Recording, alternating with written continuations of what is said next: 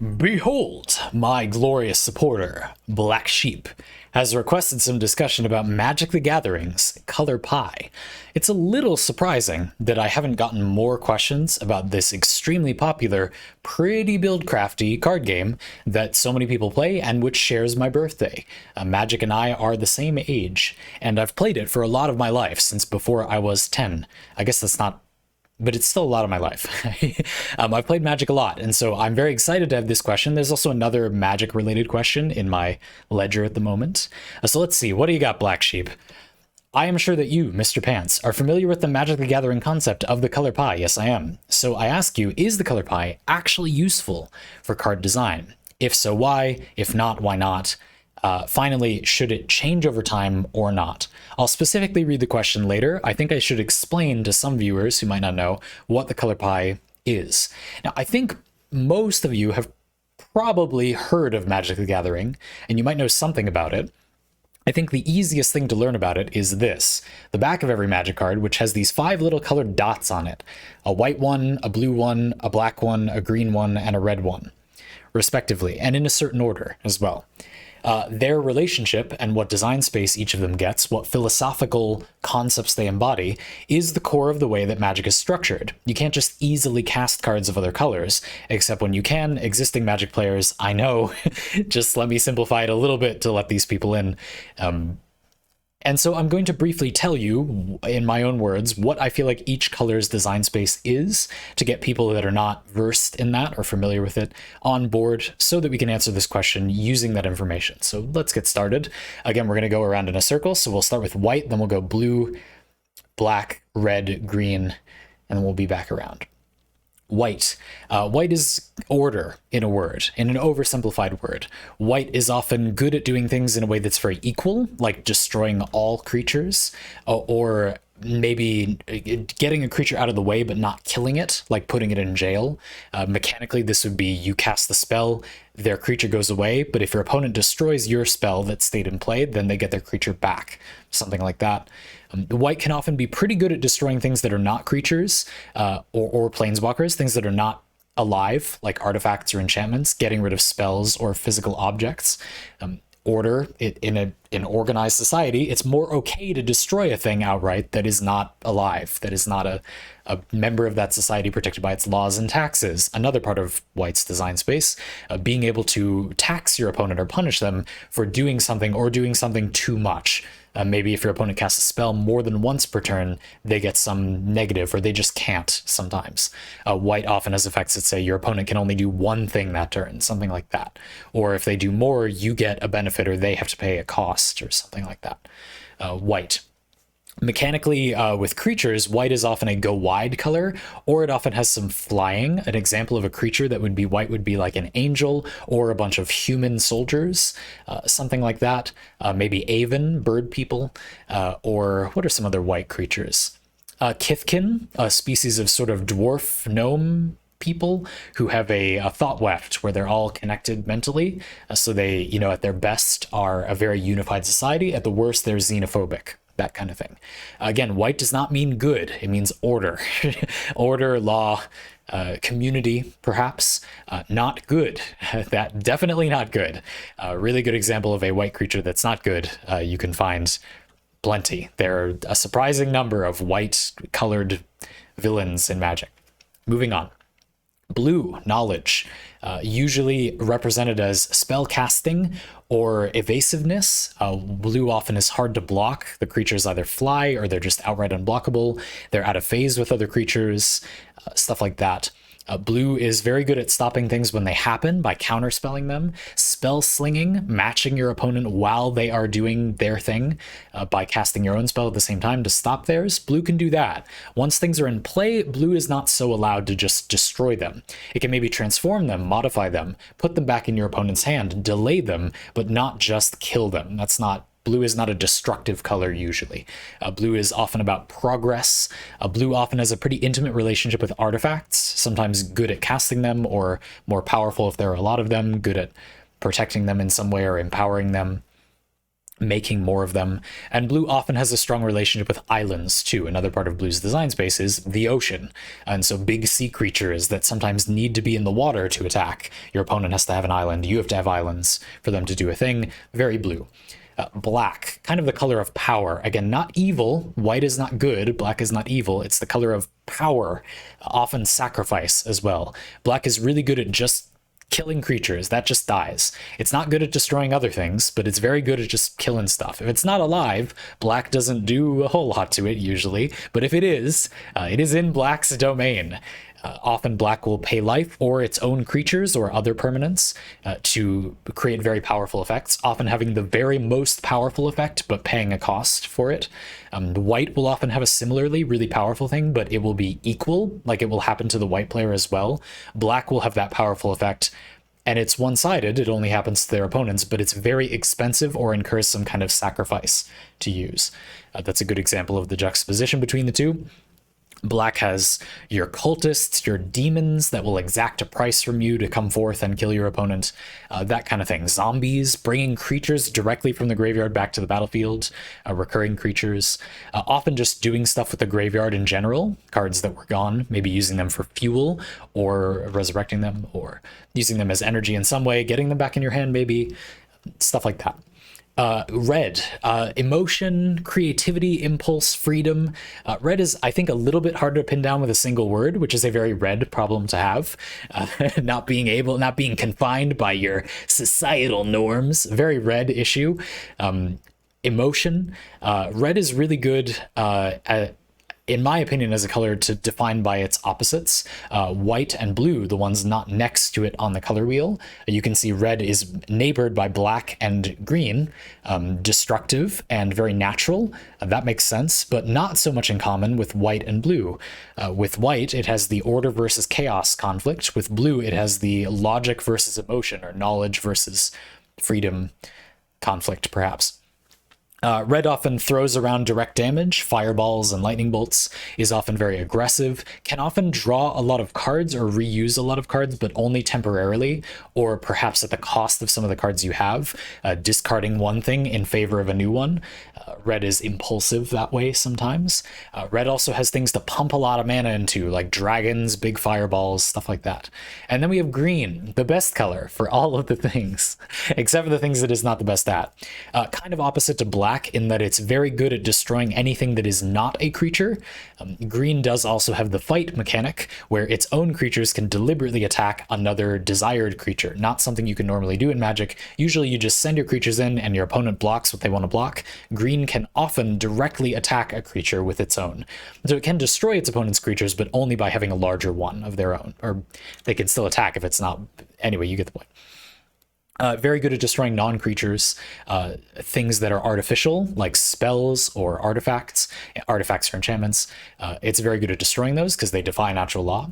Green is often really good at generating more mana, so your lands would normally be where you draw your energy from to cast spells. Green can often make your lands produce even more, or summon creatures that can themselves produce mana, which can be powerful if you want to ramp out your large threat. Green also usually has just the biggest guy, sometimes simpler in exchange, or not as easily protected or as tricky. It doesn't have as many other benefits besides just being a big dude. But green also has a lot of trample, the ability to be blocked but still do some damage if it punches through. Glorious green. We won't get into that balance discussion here. Well, we will a little bit. Let's go back now to Black Sheep's question, now that you understand a little bit what the color pie is. It's a tool for organizing what philosophical and mechanical design space each color has, so that there's meaning to not being able to play all of them most of the time. Okay, so Black Sheep says, is the color pie actually useful for card design? If so, why is it useful? How do color pie breaks hinder card design? We'll talk about that. Let's talk about that first, actually. So it's useful because it helps organize design space. It helps ensure that there is a reason to be each color and there are choices. It means that Magic will never be a game where there just is the best thing, unless they balance a card really, really aggressively, which has happened for sure, or the design space of those cards is messed up. It means that if you follow the color pie and you really dig deep and look for what each color should have in the context of a given set, they shouldn't be that unbalanced, because they each are supposed to have things that they're better and worse at naturally. And so even if you combine a few of them, you combine green and black, you're good at killing anything that isn't a creature and anything that is a creature. That sounds good, but you're also not very good at dealing with your opponent just has a bunch of stuff. Black and green are often not great at dealing with a whole bunch of different threats. They often have single big guys or just really small guys that are fodder or are making you mana. And so a white deck that has a really solid, well-rounded unit that goes wide, that might be really difficult for green and black to deal with. Not always. And again, existing Magic players, I know that doesn't really pan out in practice. I'm just giving people a simplified example of how just because you can combine a few colors doesn't mean that they completely cover each other's weaknesses. You could just turn around and say, oh, well, white, which is really good at destroying things that are not creatures, and then red, which is really good at just throwing damage around and maybe killing creatures, are a really good pair. And then they have the go wide thing. They have a lot of small guys together that will form this unit and overwhelm the opponent while being able to kill anything the opponent throws their way. Yeah, that sounds overpowered, but you could just do that with any two colors, or you could do three. They have different strengths. And yet the combinations are really interesting too. It creates a lot of different flavor. One strength of the color pie, I think, from a player perspective, is it really resonates with people. It feels like tribalism in that way that humans love, that is so often a bad thing, where people want to pick a team and be on that team. The thing about Magic is it really pushes that tribalism button. What color do you like? What colors do you like? People often resonate with two color pairings. Simic, of course. I don't know why you would think it wouldn't be that. But the thing is that Magic digs fairly deep with the color pairings. I'm not saying that means the community does, but at the very least, when you find a color pairing or a trio or whatever that you really like, there is a lot of depth to that. That has it's pretty unique. It's not like there are 4 of them or 5 of them. There's a bunch of them, and that really is very different. It has a different texture than this other one. And even when you make a deck and you're thinking about these 3 colors or these 3 colors, I often feel like you can feel the absence of that one color and the addition of another in an interesting way. I can't tell you how many times building decks in Magic the Gathering, I've thought about that and thought, okay, well, this deck is mostly these 2 colors. Here's a few cards in this 3rd color I want, but there's these other 2 cards in this other 3rd color that I also want. And you can really clearly see how adding, I don't know, life or order to your knowledge and power related deck feels different. And I don't know, I like that. I think that's interesting. It can also be fascinating to look at what a 3-color card is. You know, if it's a life, knowledge, power card, a green, blue, and black card, what is that? What does it do? You get the idea? Something magical involving life and death, often manipulating life and death in some intelligent way. Often a scheming card that will do anything to be on top, but in a rather diabolical way. I think Sultai, as that combination, green, blue, black is called, makes for really good villains, for example. I just think that's interesting. I think it's a good way to create big flavor and make players resonate with certain combinations. They see a card of a certain color combination, they go, ooh, it's my guy, you know? That feeling that's really good for, let's be blunt, marketing, but in a deep way, in a way that has depth that you can engage with and really hold on to. And that's what I think hooks people into Magic a lot of the time. You have often a pretty shallow relationship with a card that you see, and then you go on to form a surprisingly deeper relationship with that card or that strategy or those cards. I have a lot of lingering affection for I played some mono blue illusions in Scars of Mirrodin standard. That was not a well-known deck really, but it was fun. I didn't have enough money for the expensive Azorius Delver that was popular at the time, and I made this really low to the ground illusions deck, and people just weren't building against that. It wasn't that good on paper, but people just weren't really doing anything with it. And it felt so good to me to to pay the price to have these illusion cards. They were blue creatures. And their drawback was they were a lot bigger than they were supposed to be for that cost. You'd get like a 2/2 for 1 mana, which is pretty good, especially in blue. Usually doesn't have the most chonky creatures. Blue probably pound for pound usually has the weakest, the smallest creatures. And their drawback was that they were illusions. So the flavor here is that if they get targeted with something, they're revealed to be an illusion and they just die. If they fight creatures, that's fine, but if they get targeted with a spell or ability, they just go away because it's revealed that they're not real. They're just an illusory bear or dragon or something. And that feeling of like, but if they don't do anything to my guys, they just die. Or, I had this opponent that they wouldn't stop wearing headphones in the middle of the match, which I think is rude.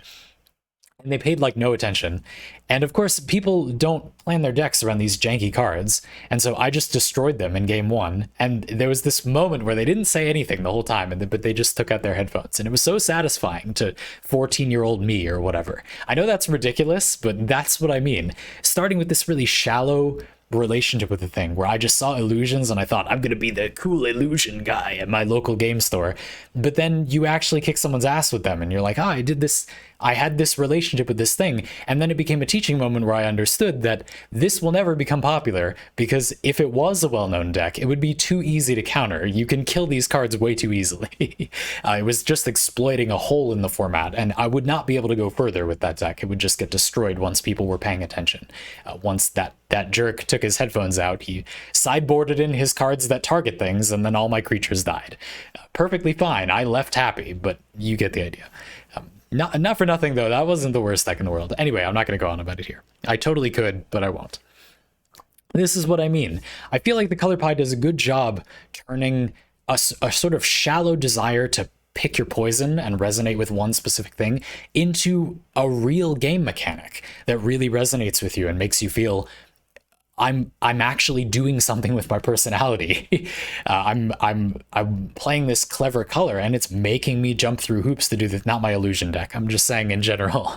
It gives you some flavor. I do think that's a good thing. Not for nothing. I think socially, I don't think Magic is trying to be good at this, but socially, I think a lot of the time, younger people. It's not the least healthy way to sort of figure out who you are and what you like, to have something to latch onto because people just do that anyway. I wish they wouldn't, but they do. And then have that thing have some depth, have it take you in interesting directions, and to be tempted. The key with Magic for me is that because the colors on their own have such glaring weaknesses, it's very rare that decks that are any good are one color that is not red. And maybe we'll get back to that in a few minutes, but which means that people that start playing Magic and resonate with one thing are tempted to understand something that they weren't initially interested in, usually because there's some multicolor card that they think, if I don't really care about black, but if I add black, I get this thing, which I really like, or whatever. I don't know. I like that from just a societal perspective. Maybe that seems like a weird thing to like, but I really do admire that about Magic. I think it's a thing the game does very well, better than I can't think of a game that I feel like does that better. You could make a game that did that thing better. I just can't think of one. I mean, there probably is one. I'm just saying I think it does it very well. And I also think that ideally it helps ensure some mechanical diversity. Now, we can very quickly, with all these examples, get into why it can be kind of a bad thing. If it isn't useful, if the Color Pie isn't useful, then why do we have it? And finally, should color identities change and shift over time, like they've already done in the past, or should they remain forever still after reaching an unknown apex? So the problem with the Color Pie, I think, is that it may have led to Magic's game design evolving a little slowly. I don't think that there's any permanent issue. But, for example, in Alpha, Magic's first set, the year I was born, there was this cycle of cards. They were 1-mana spells, one in each color, and they did a thing that kind of embodied that color. They did 3 of the thing for 1 mana. So the blue one draws you 3 cards for 1 mana, which is absurdly overpowered. If you are familiar with the Pot of Greed memes in Yu-Gi-Oh!, a card that has no cost to play and draws you 2 cards, if you've played a card game before, there is no reason not to put that card in every single strategy ever can see. I mean, I'm sure there is somehow, but you get the point. You pay nothing and get more cards. 1 mana for 3 cards Like, 1 mana is not a lot in Magic. Paying 1 mana for 3 cards is insane. There's no reason not to put that in like nearly every blue deck. So it's banned in pretty much every format. The green one makes a creature 3/3 bigger, 3 power, 3 toughness bigger for 1 mana. Not bad, pretty fair actually. The red one does 3 damage to anything for 1 mana. A very good spell. Fair-ish, but very good spell. The white one heals something for 3. That is very bad. If something is killing you, it doesn't save you, it just delays the inevitable, possibly not by much. 3 isn't a lot of life.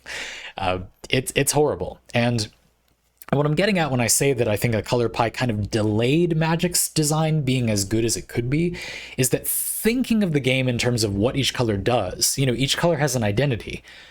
But that's the thing about identities, is if you stick to them too much, it's like, this color is supposed to be this, and so this is what we'll have it do. Well, rather than thinking of it as black is the color that kills creatures, green can't kill creatures, blue can only stop things when they're coming into play, stuff like that. That was restrictive. That wasn't as good for the game as it could be. Instead, recently, they've thought of it more as, how does each color kill creatures? So blue can't directly just kill things, but mechanically, every color should have a card that lets you say, you have a creature in play that I need not to be in play. I will do this, and now it's gone. So the question isn't which colors can do that. That is not a good way to design the game, I would argue. The question is, how does each color do that? For blue, it can do it for less mana, usually, but the creature isn't gone per se. The card, in a mechanical sense, is gone, but probably blue did this by turning it into something else, or debuffing it, or freezing it solid or something. By casting a spell on it that doesn't kill it, that doesn't blow it up, that makes it into a frog, or a snake, or an ape, or freezes it, and if it can be thawed, then it can still attack or something. Something like that. You get the idea. Maybe it just has less power, it gets debuffed. Green can't just like throw a spell at something and kill it, but if green is a big creature, there's no reason the creature can't just stomp on your little creature and kill it, and so they made the fight mechanic for green that lets it do that. You see what I mean? And that's the color pie, that design space, creating solutions for those problems, not restricting the development of solutions. I do think it initially, it's like you're kind of throwing out the baby with the bathwater if you say it did restrict design initially. Do you see what I mean? I'm not saying you're saying that, BlackSheep, but I've heard people say that, that kind of being more open-minded about it and having it just be something in the back of our minds rather than a guiding principle of the game. I'm not so sure. I feel like it's just a matter of how you use it. I think it is a good design precept. It's an interesting way to make a game rounded like that, and it kind of ensures that colors will be relatively balanced because you're gonna give some space to each of them. I just think 5 is a really good color number of colors. I think having 5 of them, that's really good. It prevents them from, it's not 3, prevents it from being like 1 is just not as relevant.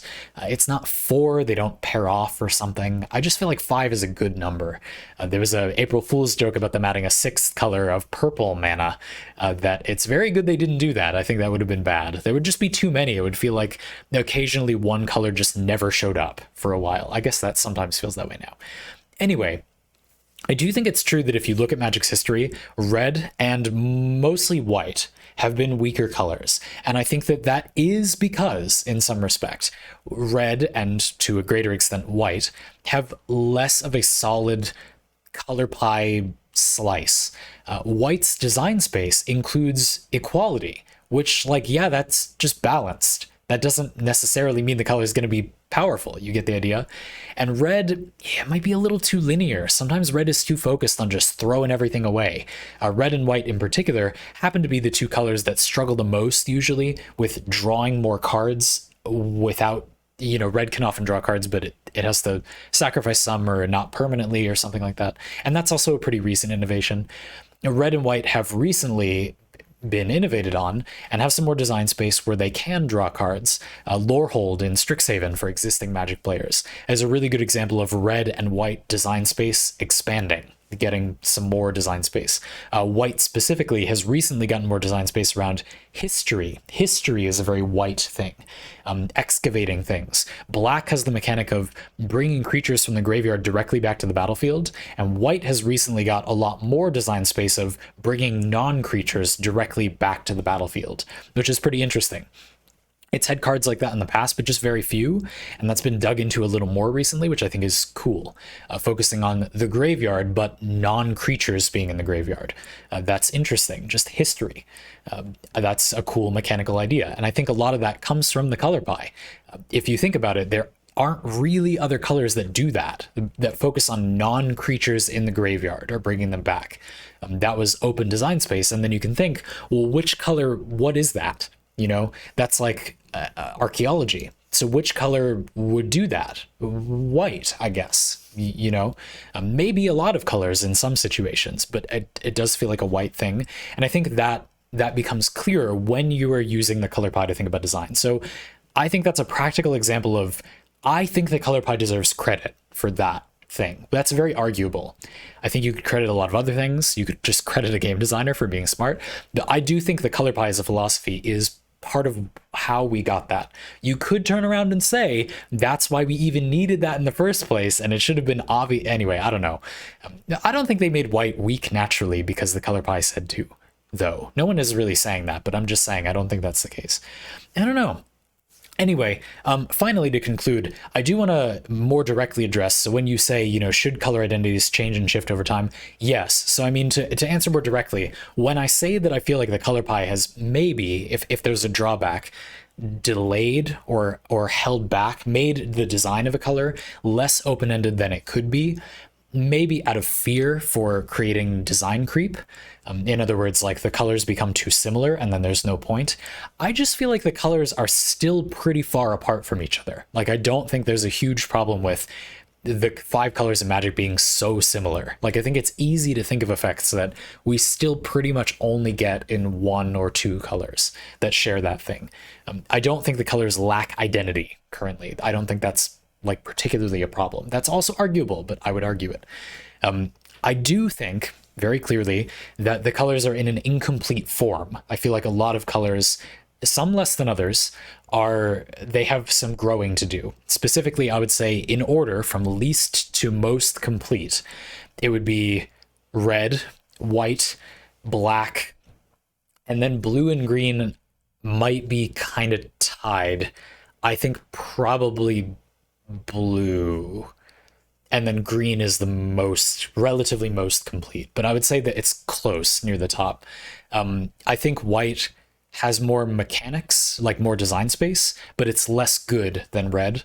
Red has less design space fleshed out that I think is like really working and clicking, but more of it is good, like mechanically powerful is what I mean. Black, I think, is close to blue as well. Like, they both have some solid stuff that's unique to them. Like, just killing creatures is a good staple for black, the necromancy thing. But I do think black often leans on tropes a little. Like, black and blue both have this thing where, like, every set has some cards you just kind of know are going to happen in black and blue. Like, every set, not every set, but almost every set, maybe literally every set, has like a 3-mana blue spell that costs double blue and counters a spell with like some mechanic from the set. So many Magic sets have that card. Now, I'm not saying that's a problem. I'm just saying I think that's an indication that while it has a basic thing that is a staple thing, it's hard to iterate on just making a counter spell. It's not always interesting to iterate on it. It's not hard to iterate on it, but it's not always interesting. Same thing with kill spells in black. Too often a set will come along where, like, there's just such a big difference between a kill spell in black for 3 mana and one for 4 mana. And I think that's kind of a problem. I feel like that indicates that it's not the most fleshed out idea, and having a better way to finagle that is good. A mechanic I'd like to see a lot more in black, actually, is this sort of bone shards thing. Like 1 mana, you sacrifice a creature and you unconditionally kill an opponent's creature. at instant speed, which is powerful. I'm not saying that maybe Bone Shards isn't instant, I don't know, but something like that. Or like Tragic Slip, a creature of yours or a creature has died this turn, so for 1 mana you can pretty much just kill something, but something has to have died already, or you have to kill something of your own. I wish we would get more of that and less of a 4 mana kill spell that has some weird effect. But yeah, I don't know. I mean, I could get specific and I'm not going to. This video is long enough. But that's my example, my answer overall, my many examples overall. I think that the color pie is a good thing, and that's why. But I do think it's a complicated question, and there will be a lot of people that will disagree with a lot of things about this, and that's completely fine. Looking forward to it.